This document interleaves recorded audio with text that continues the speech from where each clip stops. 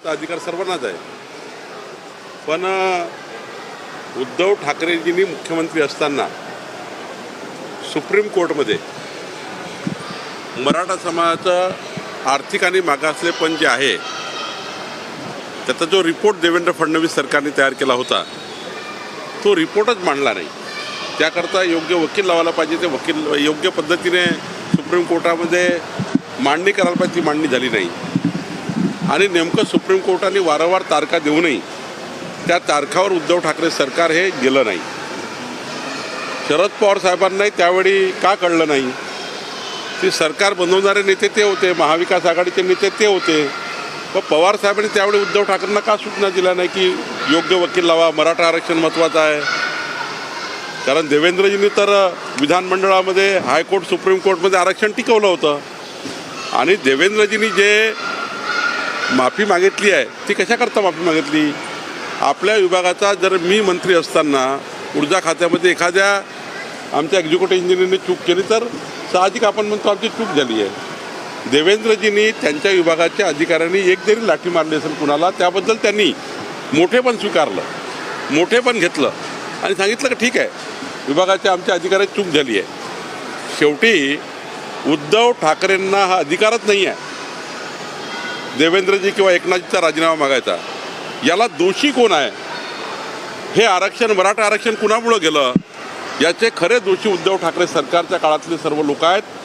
आणि उद्धव ठाकरे याला खरे दोषी आहेत जे फेसबुक लाईव्हच्या माध्यमातून सरकार चालवायचे. मला वाटतं की उद्धव ठाकरेंनी मराठा समाजाची माफी मागितली पाहिजे. गजानन कीर्तीकर यांनी गंभीर आरोप केलेले आहे की आदित्य ठाकरेंना मंत्री केलं म्हणून संघटनेत नाराजी झाली आणि शिवसेना फुटली. नाही, शिवसेना किंवा उद्धव ठाकरेजीच्या वागण्यावरनं शेवटी मी मुख्यमंत्री, माझा मुलगा मंत्री, माझ्या परिवारात सर्व लोक सरकारमध्ये कामात लागले पाहिजे. काही लोक डायरेक्ट झाले, काही लोक इनडायरेक्ट कामात लागले. आणि जे मूळ शिवसैनिक होते, मूळ जे आमदार खासदार निवडून आले, त्यांना मातोश्रीवर एंट्री नाही. त्यांना मंत्रालयामध्ये जर 18 महिन्यात 2दा मुख्यमंत्री आले, विधानमंडळात मुख्यमंत्री मिळत नाही, त्यांच्या पत्रावर सह्या होत नाही. मला वाटत नाही की माननीय उद्धवजींनी कधीही त्या 2.5 वर्षामध्ये कुठल्या आमदाराच्या पत्रावर सही केली. आणि त्यामुळे त्यांना वाटलं, आमदारांना, मी मागेही सांगितलं की आमदारांना हे वाटलं की जर उद्धव ठाकरे सरकार राहिलं तर काँग्रेस आणि राष्ट्रवादी काँग्रेस म्हणून आम्हाला हरवल्याशिवाय राहणार नाही. हिंदुत्वाचा विचार त्यांनी सोडला म्हणून सर्व आमदार खासदार सोडून आले. आणि हे गोष्ट खरी आहे.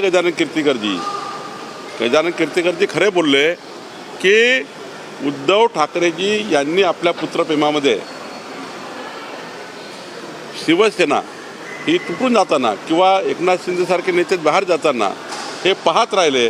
आणि त्यांना असं वाटलं की एकनाथ शिंदे बाहेर गेले तर आदित्य ठाकरे उद्या शिवसेनेचे प्रमुख होतील, आमचे प्रमुख नेते बनतील. म्हणजे पुत्रप्रेम इतकं मोठं की उद्याची शिवसेना कोण, जसं स्वर्गीय हिंदू हृदय सम्राट बाळासाहेब ठाकरेजी नंतर उद्धव ठाकरेजी, आता उद्धव ठाकरेजी नंतर कमांड कुणाला द्यायची तर ती आदित्य ठाकरेला द्यायची. म्हणून मला वाटतं की उद्धव ठाकरेंनी लोक जाऊ दिले.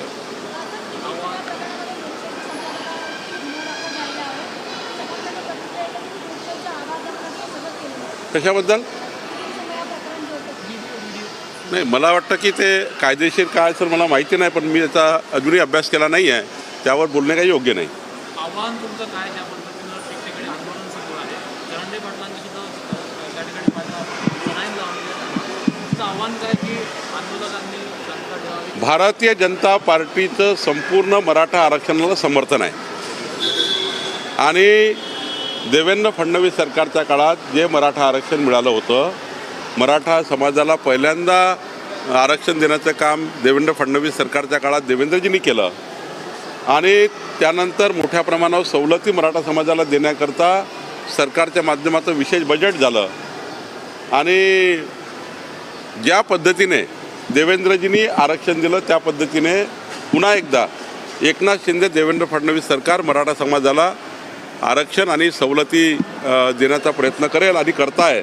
त्यामुळं मला वाटतं मराठा समाजाच्या सर्व नेतृत्वाने आपापल्या भागामध्ये शेवटी ज्यांनी आंदोलन दिलं, ज्यांनी कधी आरक्षण दिलं नाही, कधी मराठा समाजाला सहकार्य केलं नाही, सत्तेमध्ये 40-40 वर्ष राहूनही कधीही मराठा समाजाला सांभाळलं नाही, ते लोक आता त्या ठिकाणी आंदोलन करत आहे. तर मला वाटतं ज्या आंदोलनकर्ते आहेत त्यांना माझी विनंती आहे की भूलथापाला बळी न पडता किंवा ज्यांनी समाजाकरता काहीच केलं नाही अशा लोकांच्या मोर्चाला बळी न पडता समाजाने पुन्हा एकत्र येऊन दोनही पक्षाच्या, विरोधी पक्ष आणि सत्ताधारी पक्षाच्या लोकप्रतिनिधींनी, मराठा समाजाच्या लोकप्रतिनिधी एकत्र येऊन, सर्व मराठा समाजाच्या संघटनांनी एकत्र येऊन सरकारसोबत बसून त्या ठिकाणी मला वाटतं मार्ग काढावा असं मला वाटतं. ओबीसी झाली या कॅबिनेट चर्चेमध्ये जो 1 महिन्याचा कालावधी म्हटलं होतं सरकारनं, तो 7 दिवसामध्ये आम्ही अहवाल देऊ समितीचा पूर्वी प्रमाणपत्र देण्यासंदर्भामध्ये असा निर्णय झाला आहे संदर्भात. नाही, मला काय निर्णय झाला माहिती नाही, पण मी काल माझी भूमिका स्पष्ट केली आहे. मराठा समाजाला ज्या पद्धतीने वेगळं आरक्षण देवेंद्र फडणवीस सरकारने दिलं होतं त्या पद्धतीनं वेगळं आरक्षण मराठा समाजाकरता दिलं पाहिजे, त्याला पूर्ण पाठिंबा आहे. पण दुसऱ्या समाजाच्या आरक्षणामध्ये आपण त्या ठिकाणी एंट्री करणे काही योग्य नाही. ओबीसी समाजाचं आरक्षण ओबीसी समाजाला असलं पाहिजे, मराठा समाजाचं मराठा समाजाला असलं पाहिजे. दोन्ही समाजामध्ये कुठला तेढ निर्माण होऊ नये याची काळजी सर्वांनीच घेतली पाहिजे. त्यामुळं मला असं वाटतं की असा कुठलाही निर्णय सरकार करणार नाही ज्यातनं कुठला समाज नाराज होईल. काय मार्ग तुम्हाला वाटतं, यातनं काय मार्ग असेल, काय मार्ग काढता येईल? जेव्हा सरकार मायबाप आहे आणि 3 मोठे नेतृत्व या ठिकाणी बसला आहे, देवेंद्रजी, एकनाथजी आणि अजितदादा, तर देवेंद्रजी त्या सरकारमध्ये आहे, अजितदादा आणि एकनाथजी आहे.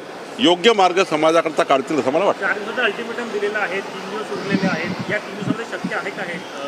नाही, मला सरकारमध्ये मी नाही आहे, मी पक्षाचा एक नेता म्हणून त्या ठिकाणी सांगतो आहे, पक्षाचा अध्यक्ष म्हणून सांगतो आहे की भारतीय जनता पार्टीचं संपूर्ण समर्थन मराठा समाजाच्या आरक्षणाला आहे आणि मराठा समाजाला वेगळं आरक्षण दिलं पाहिजे याकरता आमची स्पष्ट भूमिका आहे. देवेंद्र फडणवीस सरकारने ते आरक्षण दिलं होतं, ते पुन्हा पुढच्या काळात कायम राहावं ही आमची भावना आहे.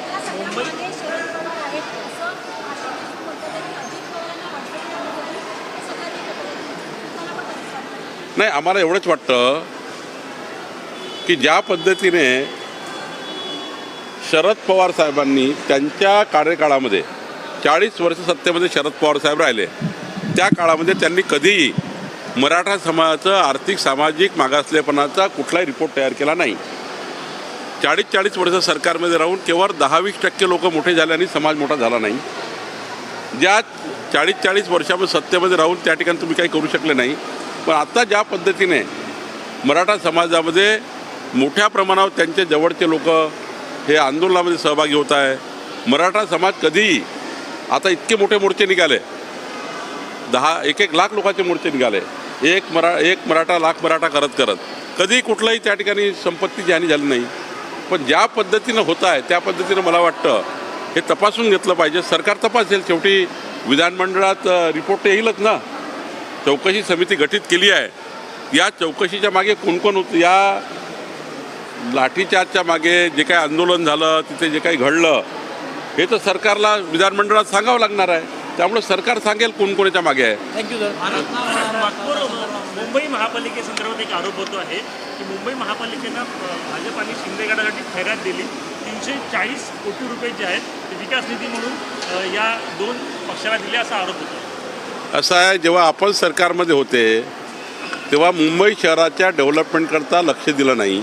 डांबराच्या वर डांबर टाकू भ्रष्टाचार केला आणि एकनाथ शिंदे फडणवीस सरकार निर्णय घेतला की मुंबईचे सर्व रस्ते, ड्रेनेज सिस्टीम हे केली पाहिजे. बँकेत अकाउंटमध्ये पैसे डिपॉझिट ठेवण्यापेक्षा मुंबईचा विकास केला पाहिजे. हे काय वाईट आहे? तुम्ही तर डांबर टाकून भ्रष्टाचार करायचे ना प्रत्येक वर्षी पूर आणीच्या नावाने भ्रष्टाचार नव्हता. 1 टाईम त्या ठिकाणी सिमेंट कॉन्क्रीटचे रस्ते आणि मला